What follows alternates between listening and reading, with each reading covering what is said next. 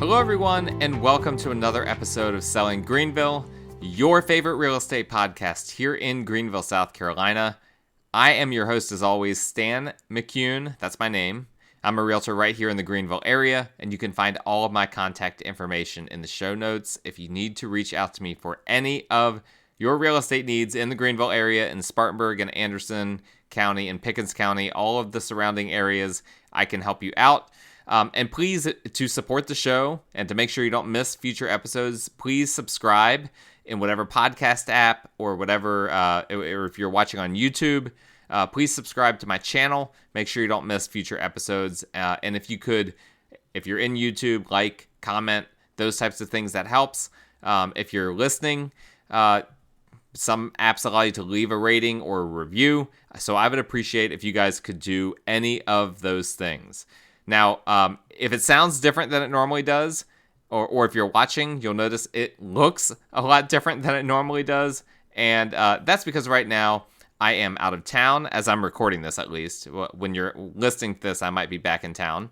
But I'm currently out of town. I'm in a log cabin in the mountains of Georgia. And so you can see that I'm currently actually outside in a screened-in porch that is a part of the log cabin that I'm in. So it's really nice, but I don't know what you guys will hear. You might hear animals or birds or the like. I've tried to turn down the volume on my mic so it's not going to be picking up as much of the background stuff, but that's going to obviously cause things to sound a little different. So I appreciate if you guys can stick with me here. But today I want to talk about recently Greenville County had kind of a big thing that happened, and that is that the county government almost shut down. I say almost. We were about a week away from the county government potentially shutting down as a result of challenges with them passing the budget for the year. Now, here's what happens. There is kind of a split in the county council right now between you might call them the old guard, the people that have been in the council for a long time, and the newer group that have been elected in the past 1, 2, maybe even 3 years. And that group tends to be, the newer group tends to be quite conservative.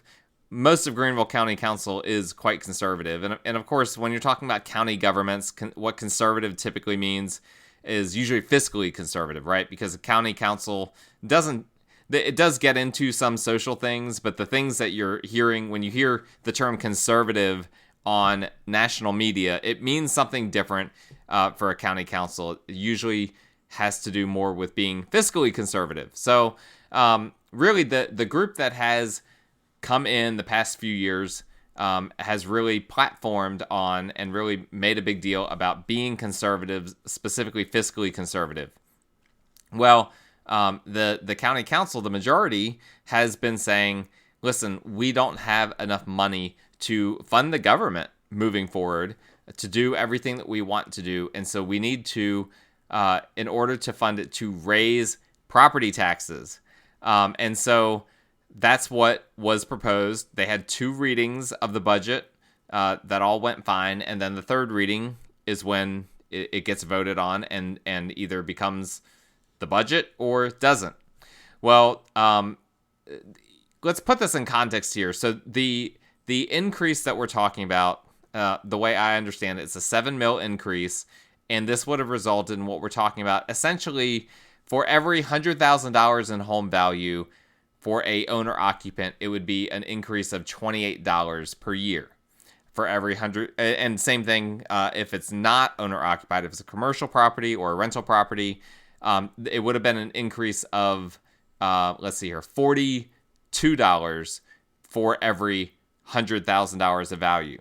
So, for instance, a $300,000 valued rental property would be paying an extra, what's it come out to? $126 per year in property taxes.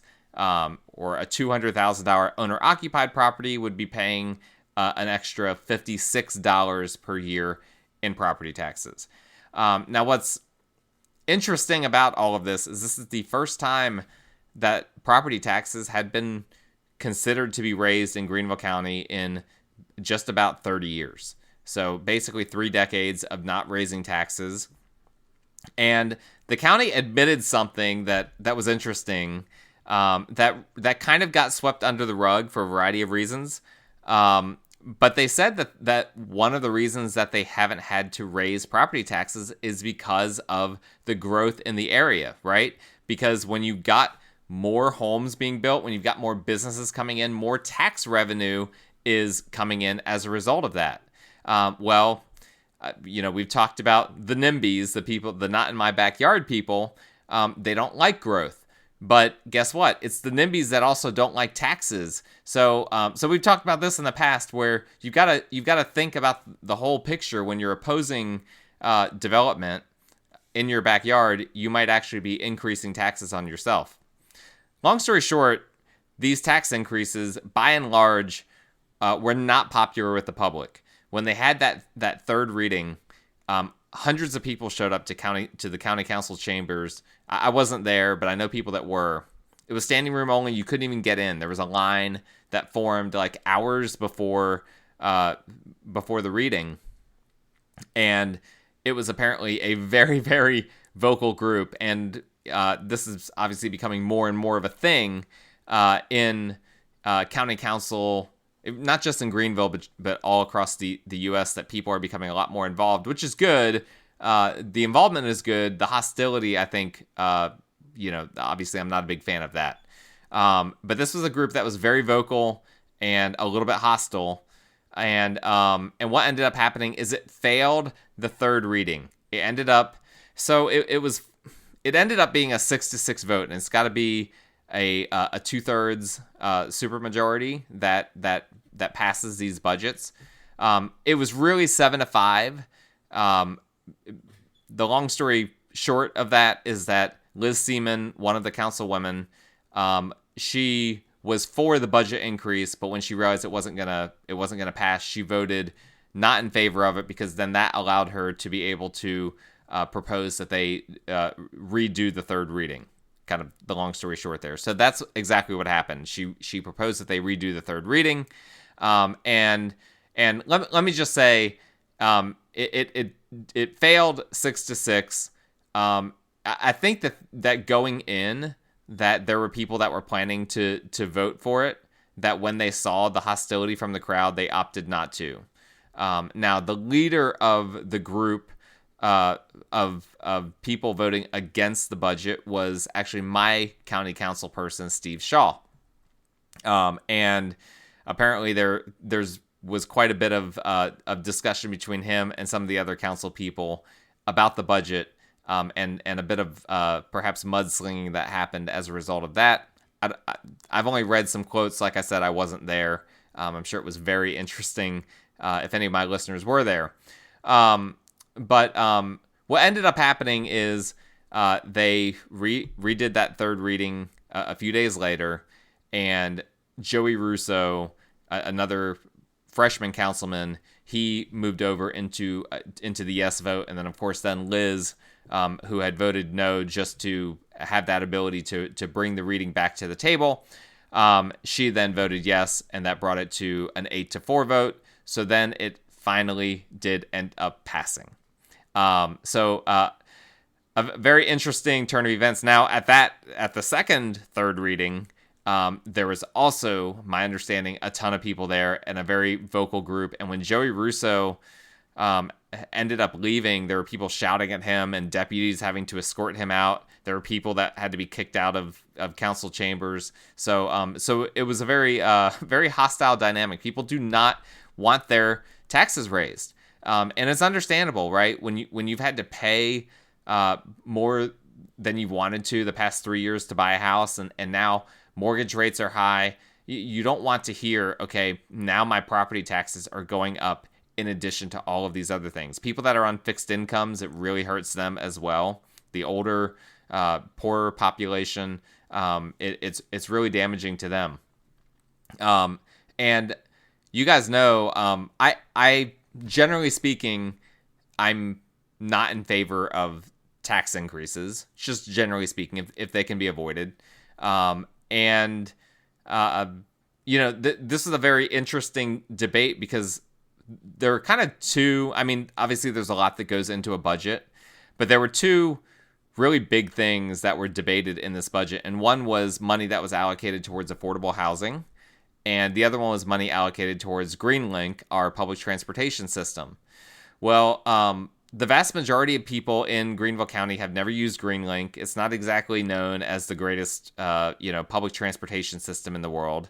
And then as far as affordable housing goes, you guys know I'm for affordable housing. So obviously I'm not going to oppose that, right? Because we need people that are getting gentrified out of areas. We need to provide housing for them, ideally in those areas where they were at, so that they don't end up getting pushed out of areas that they might have spent their entire lives at.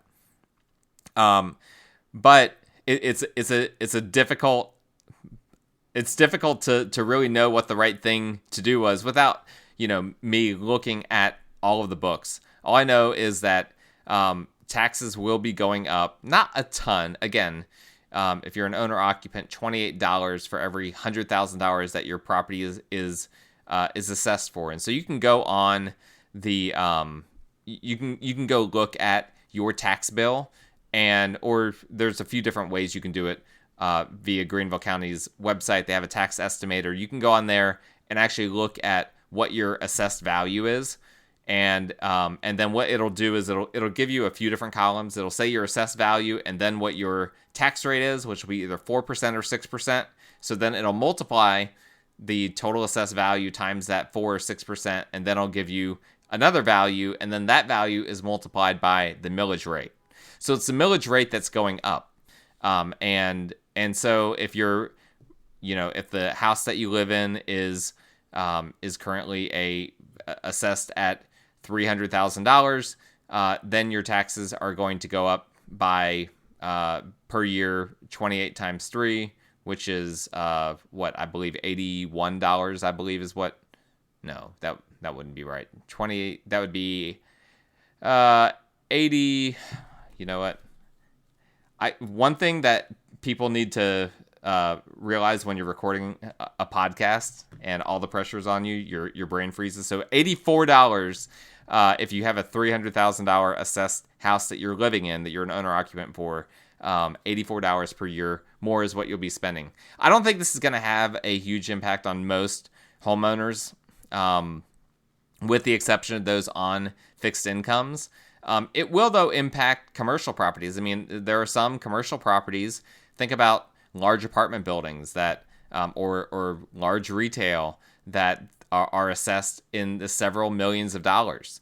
And so what we can expect this to immediately do is to, once it goes into effect, it will for sure impact rent for a lot of people.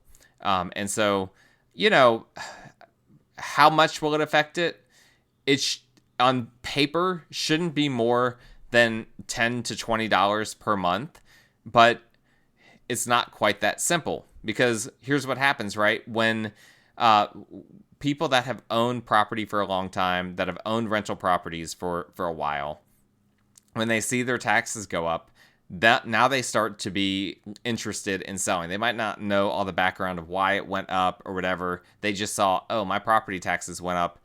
I don't know that I want this property anymore.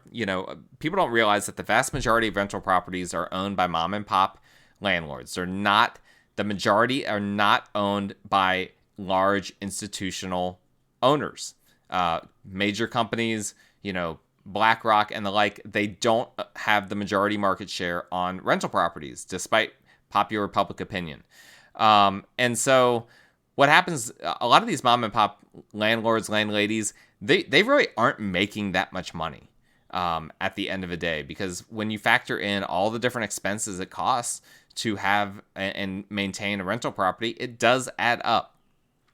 And so some of them, when they see that their taxes have now gone up by $100 or $200 a year, that could then cause them to decide to sell, which then in turn, or perhaps it'll mean that they have less money to put towards improving the property, which will then kind of what I've seen oftentimes is then that cascades into more deferred maintenance, which then when you're playing catch up on maintenance issues, usually it just spirals out of control. And so what all of these things can result in is people selling these rental properties for more money. And now the people that purchasing these rental properties are expecting them to rent out for more. So this is probably in the end, it will end up having a net impact on rental rates a lot more than strictly the property tax dollars. But this is one thing that is kind of ignored in a lot of instances by the county council and by others in this discussion is, what about renters? What is going on with them? What about even landlords or landladies? But it's there's not much consideration when we're talking about housing affordability for people that are actually having to pay for rent. And so unfortunately, we find ourselves in a bit of a rob Peter to pay Paul kind of situation where, yes, we are increasing taxes to help with housing affordability, but then that's also going to make renting less affordable. So it's going to, I doubt that they did any kind of studies to actually ascertain the net impact on housing affordability for the region. But the net impact, unfortunately, it probably won't be positive from a housing affordability standpoint. But here's the thing. All of these things are so interconnected and so complex that it's just easier for the county to sit there and say, well, we're helping housing affordability by doing this. And it's like, well, maybe not. Have you actually put in the time and the research to actually figure out that these proposals are in fact on across the board are going to help out housing affordability? I'm not sure. I'm not convinced that that's the case.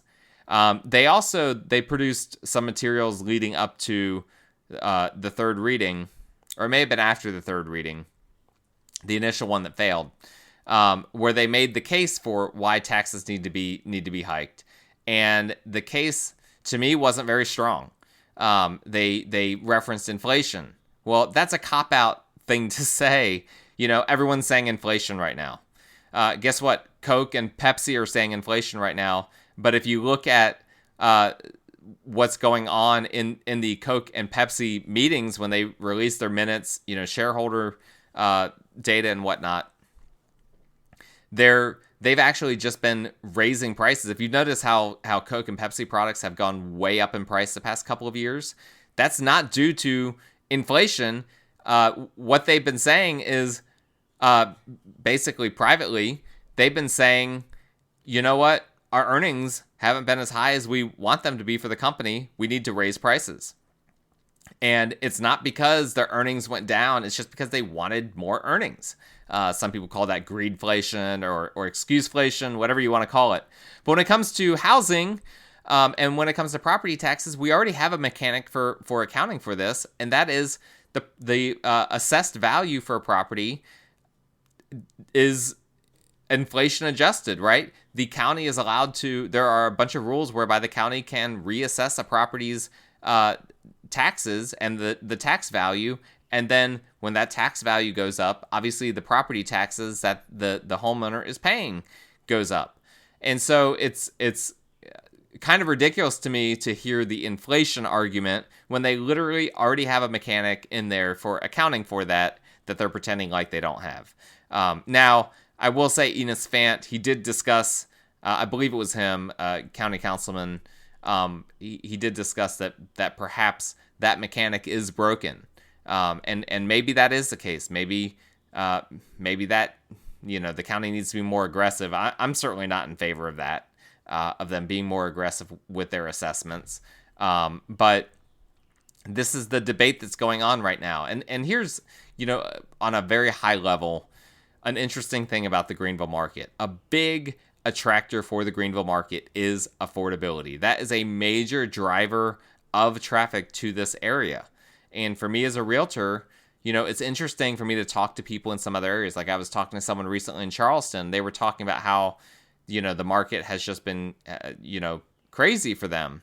And in Greenville, we have seen a major slowdown since these interest rates have gone way up. And so I had to really take inventory of that. Okay, why would Charleston be crazier than Greenville? And it really occurred to me, people aren't moving to Charleston for affordability. I know people that live in Charleston, that have homes in Charleston, and it's a beach town. It's a town that it's a college town as well. So there are a lot of things like that. It's a party area, all of those types of things. And for Greenville, the vast majority of times that I hear people moving to Greenville from out of state or from somewhere else is because of housing affordability and just general cost of life affordability. And so this is why people don't like to hear property taxes going up, because one of the main reasons why people like this area is the affordability aspect of it. Now, the county council can't impact the market for real estate, right? As the market has gone up, and there's been a lot of angst about that, about prices going up, and housing becoming less and less affordable. The county can't obviously fix prices, and they're doing these token grants for affordable housing, but the county is raising property taxes and stonewalling a lot of development and a lot of construction on the basis of trying to do what the NIMBYs are telling them to do. And so they are indirectly, and you could argue just directly, impacting housing affordability in a very negative way by doing that. We'd be very comfortable in Greenville if we had a consistent, 1 to 3%,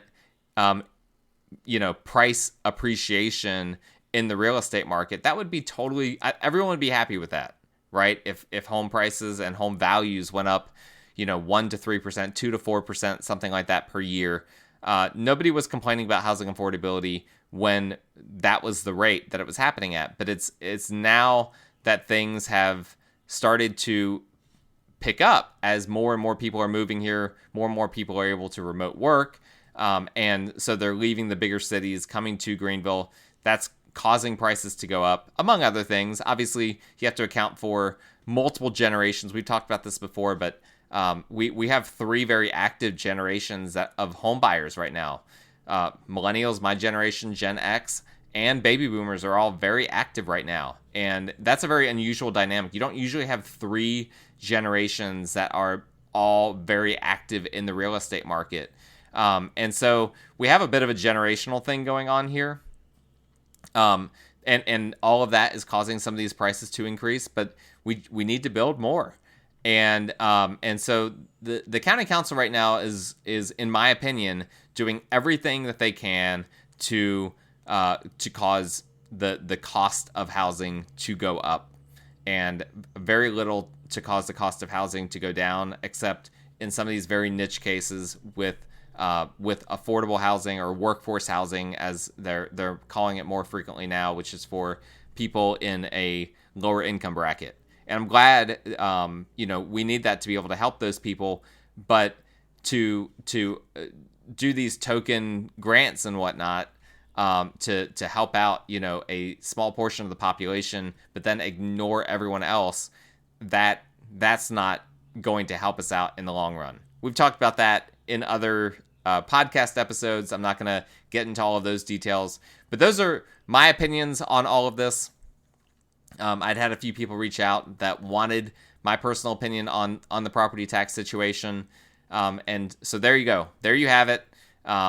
Tricky situation, admittedly. I will say this. I will mention this one thing.